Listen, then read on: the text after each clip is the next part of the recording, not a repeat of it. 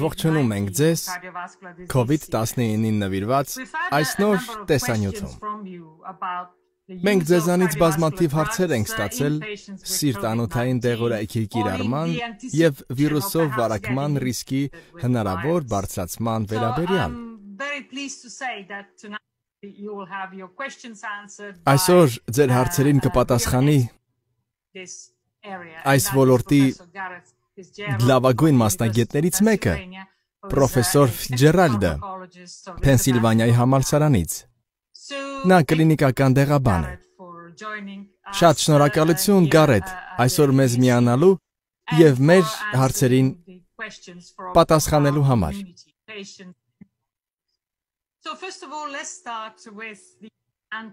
Եկեք սկսենք հակաբորբոքային դեղորայքից։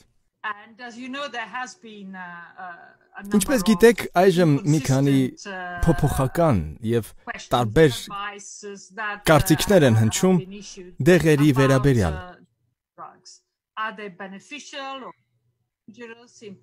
Արդյոք օգտակար են դրանք կամ վտանգավոր COVID-19-ով հիվանդների համար։ Եվ վերջերս FDA-ը նաև մի հայտարարություն տարածեց, որը իմ կարծիքով մի փոքր կասկածելի է և հստակ չէ։ Բացի այդ, COVID-19-ի դեպքում կարծես այդքան էլ տեղին չէ։ Ինչ կարծիքի եք դրա մասին։ Արդյոք պացիենտները պիտի շարունակեն ընդունել հակաբորբոքային դեղամիջոցները։ Շնորհակալություն, Բարբարա։ Շատ հաճելի է մասնակցություն ունենալ այս ամենին։ Պացիենտները, ովքեր ընդունում են ոչ ստերոիդային հակաբորբոքային դեղորայք, օրինակ իբուպրոֆեն կամ ացետամինոֆեն, այնպիսի լուրջ պատճառով, ինչպիսին է քրոնիկական ցավը, չկա ոչ մի պատճառ դադարեցնել դեղորայքի կիրառումը։ Կան միայն մի քանի մեկ պացիենտ ընդգրկող առանձին զեկույցներ, ըստ որոնց ոչ ստերոիդային հակաբորբոքային դեղորայքի կողմից պրոստոգլանդինների ընկճումը կարող է լինել կամ չլինել ցանկալի COVID-19-ով պացիենտների համար։ Սրանք իհարկե մասնավոր դեպքեր են և չունեն որևէ ապացուցողական հիմք, այդ պատճառով պետք չէ դադարեցնել դեղամիջոցների ընդունումը։ Կենսաբանորեն հավանական են արդյոք այդ դեպքերը։ Այո, իհարկե։ Այդ մեխանիզմները շատ բարդ են։ Պրոստոգլանդինները կարող են հրահրել բորբոքումը կամ սահմանափակել այն, և ես կարող եմ խելամիտ բացատրություն տալ, թե ինչու են դրանք վատ կամ լավ օրգանիզմի համար։ Սակայն մենք չպիտի գործենք առանց ապացույցների։ Այդ պատճառով այժմ մենք փորձում ենք հավաքել անախտանիշ և վարակված մարդկանց տվյալներ, որպեսզի հսկենք նրանց, և հայտնաբերենք այն գործոնները, որոնք կարող են խոսել հիվանդության լուրջ ընթացքի մասին։ Այդպես կկարողանանք հասկանալ, թե ինչպիսի կանխարգելիչ քայլեր կարող ենք իրականացնել այդ պացիենտների դեպքում։ Սակայն պատասխանելով ձեր հարցին, ասեմ, որ չկա որևէ պատճառ դադարեցնել ոչ ստերոիդային հակաբորբոքային դեղորայքի ընդունումը, եթե դա կատարվում է օրինակ ցավի կամ արթրիտի համար։ Պետք է նաև հաշվի առնել, որ մենք չունենք այլընտրանքային տարբերակ ցավի և բորբոքման նվազեցման համար։ Ընդամենը երկու խումբ է առկա ոչ ստերոիդային հակաբորբոքային դեղորայք և օփիատներ։ Եվ վերջին բանը, որ ես կցանկանայի որևէ մեկն աներ, դա առանց հստակ պատճառի օփիատներին անցնելն է։ Այո, իհարկե։ Դուք ասացիք, որ սա շատ բարդ է և պրոստոգլանդինները բարդ են։ Իմ կարծիքով ԱՊՖ ինհիբիտորների և անգիոտենզինային ընկալիչների պաշարիչների հետ կապված հարցերը նույնպես բավականին խճճված են։ Ապացույցներ կան, որ դրանք կարող են օգտակար լինել։ Այլ ապացույցներ ցույց են տալիս, որ ԱՊՖ2 ընկալիչների շատացումը կարող է վատացնել վիճակը, քանի որ վիրուսը հենց այս ընկալիչներին է կապվում բջիջ մտնելու համար։ Որոշ մարդիկ նշում են, որ պետք է դադարեցնել այդ դեղերի ընդունումը, Մյուսներն ասում են, որ անհրաժեշտ է շարունակել բուժումը։ Իմ կարծիքով դեռևս չունենք այնքան ապացույցներ, որ դադարեցնենք ԱՊՖ ինհիբիտորների ընդունումը դրա կարիքն ունեցող սիրտ-անոթային հիվանդություններով պացիենտների մոտ։ Առկա ապացույցները հիմնված են in vitro եւ կենդանիների վրա կատարված փորձերի վրա։ Իսկ դրանց պատասխանները կարող են երկակի լինել։ Ինչ կարծիք ունեք դուք։ Կդադարեցնեք արդյոք ԱՊՖ ինհիբիտորները եւ անգիոտենզինային ընկալիչների պաշարիչները ավելի թեթև պաթոլոգիայով պացիենտների մոտ։ Օրինակ, թեթև հիպերտենզիայի դեպքում։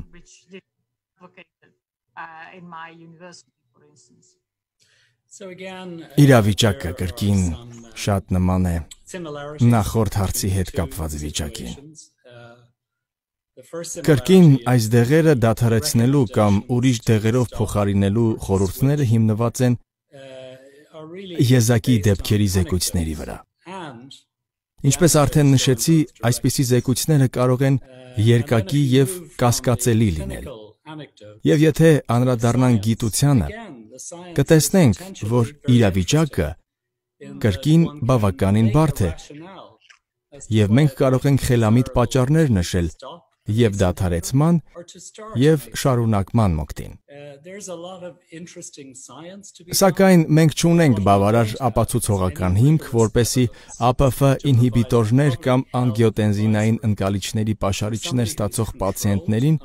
խորհուրդ տանք դադարեցնել բուժումը։ Բացի այդ, դադարեցումը կարող է ունենալ լուրջ հետևանքներ։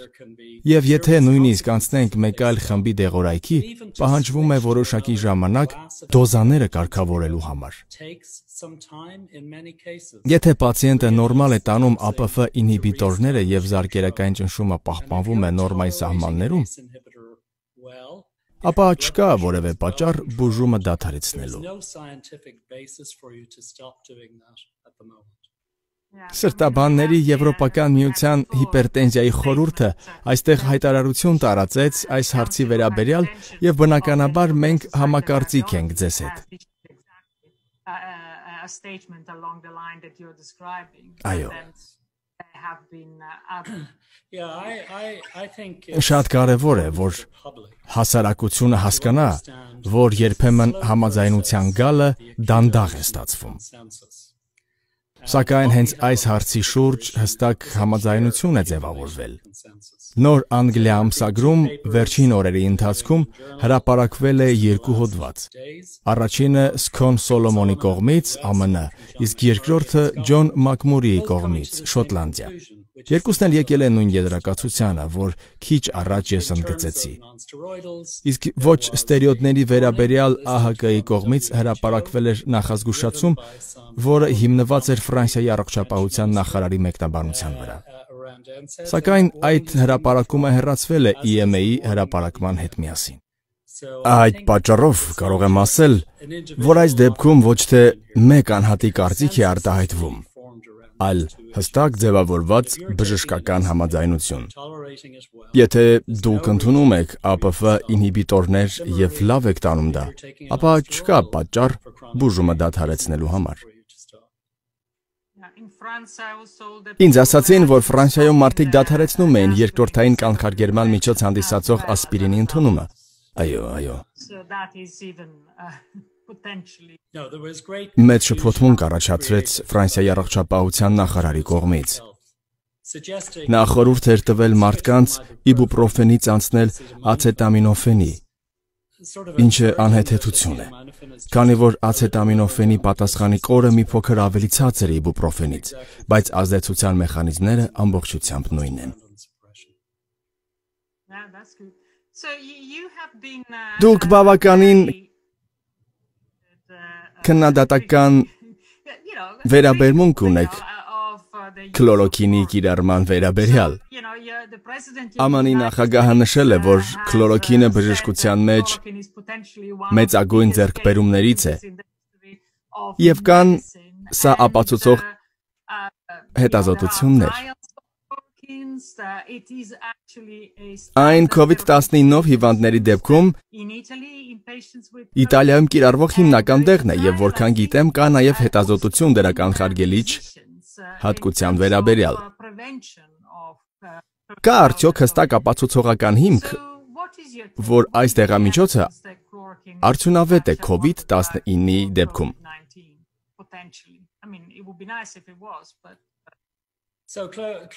Քլորոքինը կիրառվում է արդեն վաղուց։ Այն քինինի ացենցիալն է, որը նախկինում հայտնի էր որպես ճիզվիտների կեղև, քանի որ հյուսիսային Ամերիկայի ճիզվիտներն էին բերել այն Եվրոպա,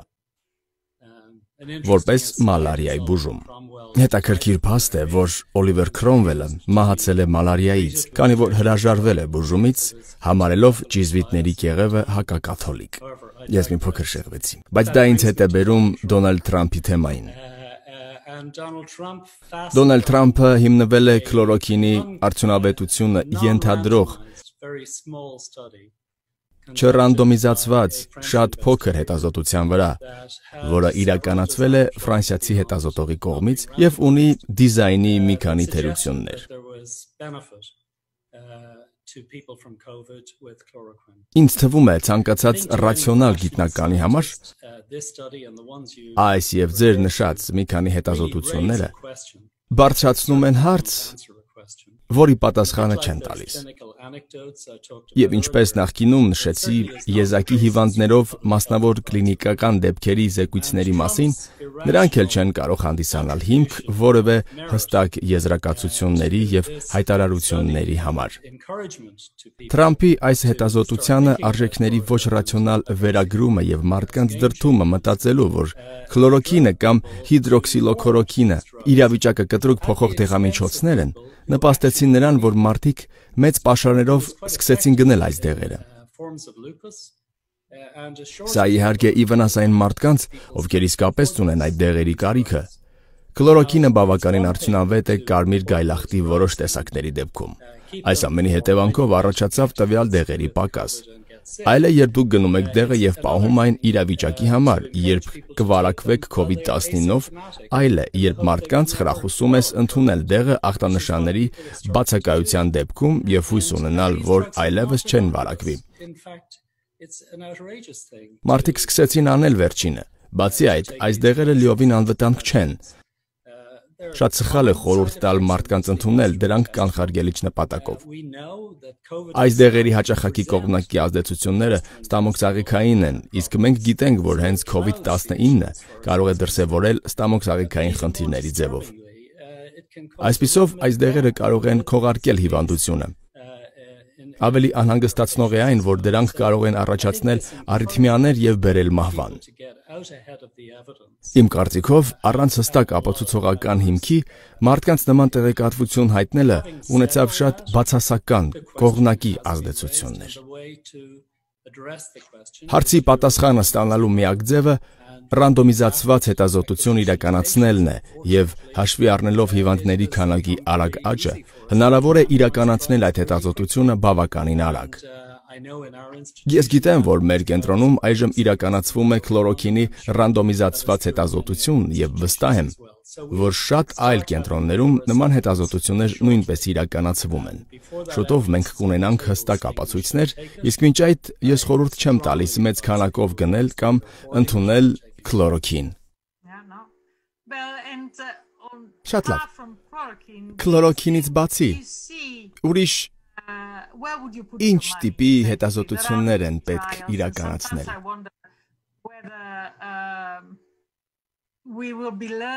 Այս ընթացքում մենք սովորում ենք իրականացնել շատ արագ, արդյունավետ, հստակ հետազոտություններ անել, սակայն վստահ չեմ,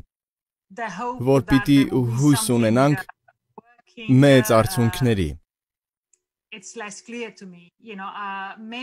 Գուցե պատճառն այն է, որ ես միշտ մտածում եմ մեխանիզմների մասին։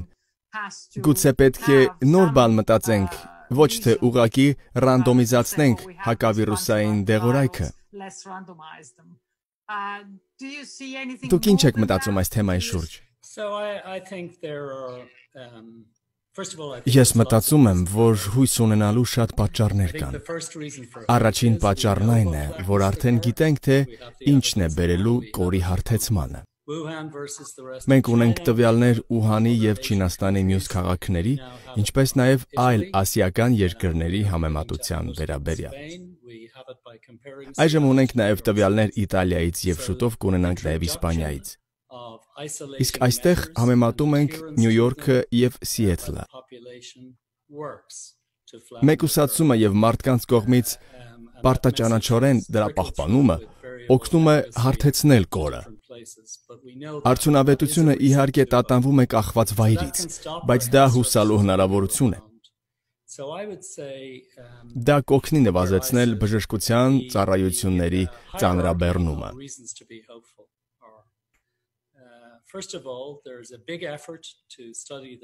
Իմ կարծիքով, հույս ունենալու պատճառների հիերարխիան հետևյալն է։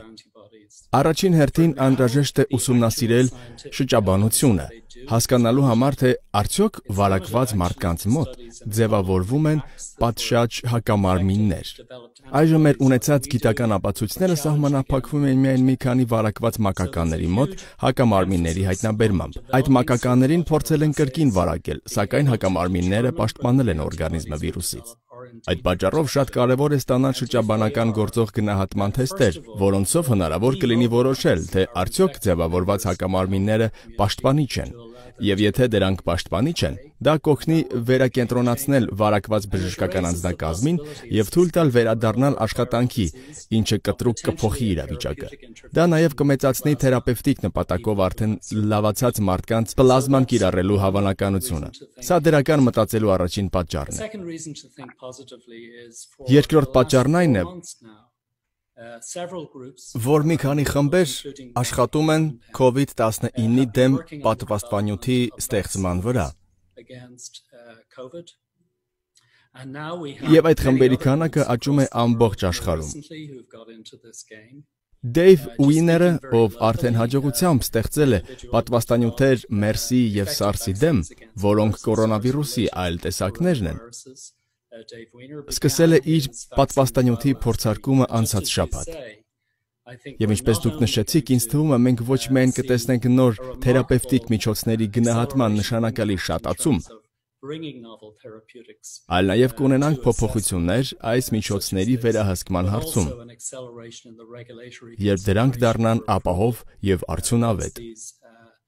Այսպիսով, ես լավատեսորեն եմ տրամադրված։ Պատվաստանյութի ստեղծման մոտեցման տարբեր մեթոդներից որոշները կլինեն արդյունավետ։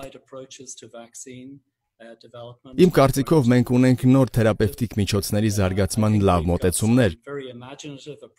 որոնք ուղղված են սպիտակուցների սինթեզի դեմ կամ նյութեր, որոնք կօգնեն պատվաստանյութին միանալ մեր բջիջներին, ինչպես նաև նորագույն հակավիրուսային միջոցներ, որոնք օգտագործվել են սրա հետ կապված վիրուսների դեպքում։ Մենք կարող ենք արագ գնահատել սրանք կլինիկական հետազոտություններում։ Ես մտածում եմ, որ ինչպես պատերազմը բերում է տեխնոլոգիաների կտրուկ զարգացման, որոնք շատ օգտակար են լինում պատերազմներից հետո, այդպես էլ այս պատերազմը արդեն մեծ ազդեցություն է ունեցել թերապևտիկ միջոցների արագ զարգացման և գնահատման, դրանց լայնորեն տարածման և անվտանգության վերահսկման վրա։